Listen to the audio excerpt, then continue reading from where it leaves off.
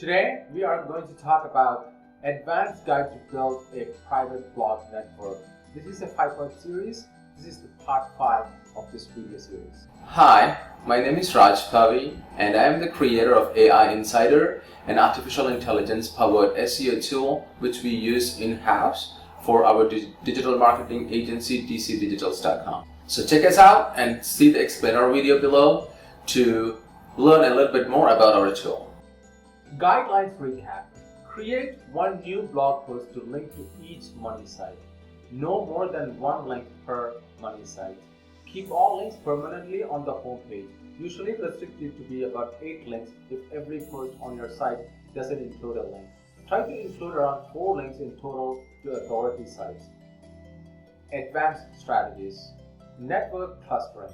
Earlier in this video, we covered hosting, and I briefly mentioned that you could host multiple websites on a single hosting plan with zero risk. This is done with clustering. This is very professional diagram showing what the opposite of clustering looks like. You can see that the mixed network just the links out to every money site. Not every PBN site will link to every money site, but there will be a linking footprint throughout the network. An example here. PBNs stand for Private Blog Network Sites. If Google found out about the weight loss site or PBNS, the entire network could be infiltrated, like so. Here is a quick example of clustering. Usually people do it around niches their PBN sites are in. This allows you to get a niche relevant backlinks, but there is a flaw. Once again, the risk here is that if a single money site or PBN site is infiltrated, they may be able to pull apart your whole network. Instead, you should ensure that no money site has links from more than a single cluster. For example, using the example above, if you had 25 sites per cluster, if the weight loss site received a full backlink manual review, the worst case scenario is you lose the health cluster, not the others. Same, if the health cluster sites were manually reviewed, you could only lose sites part of that cluster. You can link to as many sites as you like in a single cluster, and you can have as many PBN sites in a single cluster as you like. But this gives you a security precaution of not potentially losing your entire network at once. It also saves you a small fortune. It also allows you to host PBN sites from different clusters on the same hosting account, as they will never link to the same website. To put this into perspective, if your average hosting bill is 8 per blog for reputable hosts, but you own 10 different clusters, that brings your bill down to only 0.8 per blog. If you are just starting out, now is the perfect time to learn about network clusters. Once your network is big enough to rank the money sites you're currently working on, you can separate that as one cluster and start building the next.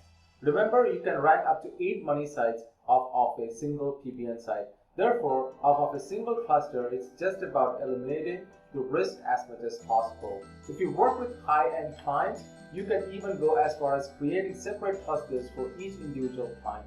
Same goes for it if you have affiliate sites that make 4 figures plus per month. Also, a cluster does not need to be niche relevant, that's just convenient. You can mix this in with any of these site theming methods covered above. Bot blocking. A private blog network does not mean private to Google. We need Google on our sites to see the links we create. Instead, the idea of a private network is that it is private to the rest of the world, especially your competition. The padding and structuring parts of the guide will go a long way with making your strategy to your competitors, but blocking bots take this to a new whole level. If you want to see how your competitor is ranking, you need to look at their links. To do this, you will probably use the same tools we covered earlier in this guide for domain analysis. Majestic.com, OpenSiteExplorer.org, or Ahrefs.com. But with bot blocking, you can completely hide your PBN site from showing up in these tools.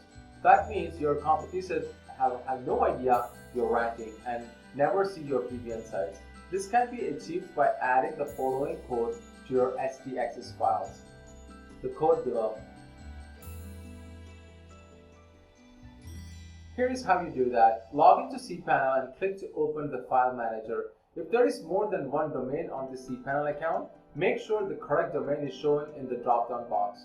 Tick Show Event Files, click Go, Locate the htaccess file, right click and then edit. Now above the begin WordPress line, paste in the whole code from above. Save changes and you are finished. If Google wants to, they could still check this site. All they would have to do is impersonate the user agent of the bot you blocked to see if they are blocked. I wouldn't put it past them. This would only be an indicator after checking other footprints. I doubt they impersonate bots and crawl the entire web to find sites that don't work. If you are purely targeting local or other non-competitive keywords, also little SEO competition, you may even want to allow bots. For affiliate SEOs competing on things like clickbank products, that isn't an option for you. Outsourcing and creating systems.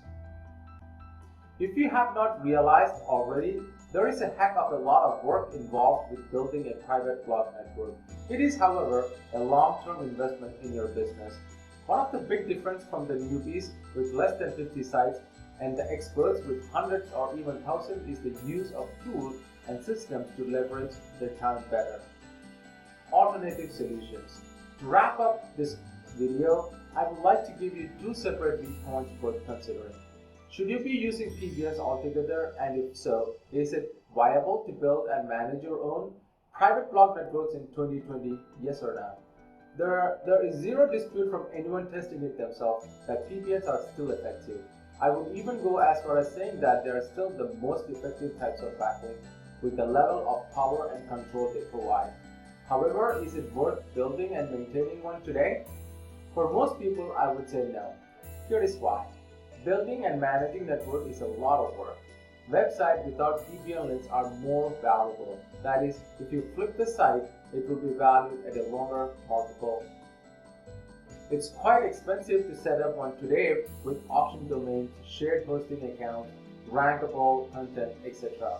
The alternatives are outreach link building, that is creating great content and developing relationships to have it shared, or renting PBN links. The only time I would advise building your own PBN in-house are when you hit this criteria. The most important aspect of your business is the ability to rank in Google, then bring in organic traffic. You will be using it for multiple sites. You have got the time and resources to build, then manage it. You have a high budget to invest. Take the first point above as an example.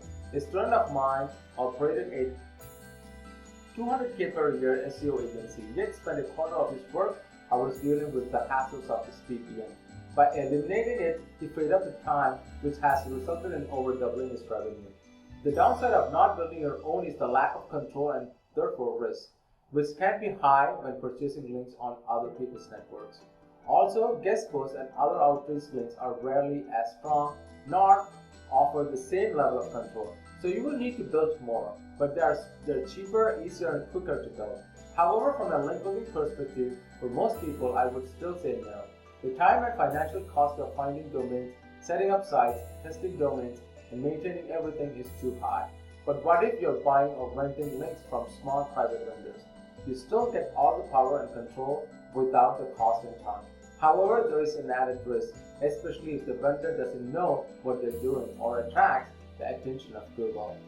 Though in my own private blog network experience, having a PBN site de-indexed has never caused money sites to be penalized or de-indexed. If that risk is acceptable for you, I would say do it. This is a great option for affiliate sites, small local business sites, bigger authority sites for quicker rankings, then slowly remove the links later and replace with outreach links. Buying or renting links. If building a network sounds like too much work, there's always the solution of buying or renting links from other people's network. Usually this will be a monthly rental fee. If you like to keep this link on the homepage, most powerful, or a one-time fee if the link will be kept on inner page. Sometimes people will use cheap one-time payment. PBN links for powering up their guest posts where rentals are almost always pointed directly at the money site. There are several other vendors offering the service if you look around SEO communities. Please be careful to do your due diligence before renting links from someone. It's impossible to hide from Google, but they should be smart about footprint detection. As for one-time payment links, Relentless network is a popular solution, but again, I would advise pointing this at your money site. That's all about the PBN network building. I hope this video series helped you a lot. If you have any questions or comments, please post it below. And if you like this video, please don't forget to press the like button and never forget to subscribe.